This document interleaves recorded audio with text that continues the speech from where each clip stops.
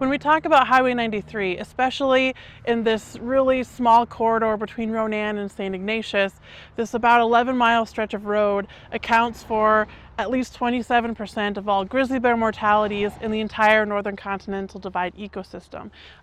We have the recovering population in the NCDE coming out, and then they're moving across this valley, across this highway to other ecosystems down in the Bitterroot, up in the Selkirk Yaak.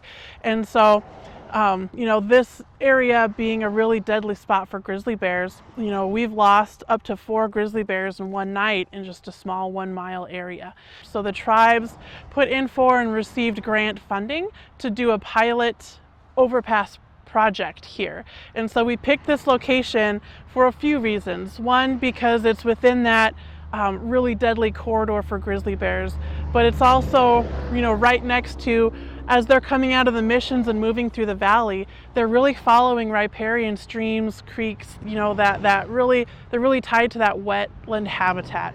The hope is that, the topography right here really lends itself to, being a natural, landscape for the overpass. In order for a grizzly bear to use an overpass, it can't be too steep. It has to be wide enough. It has to really blend into the landscape and the surrounding area. And so this place was picked because it really has that topography to match it, and it's right next to where they're already crossing.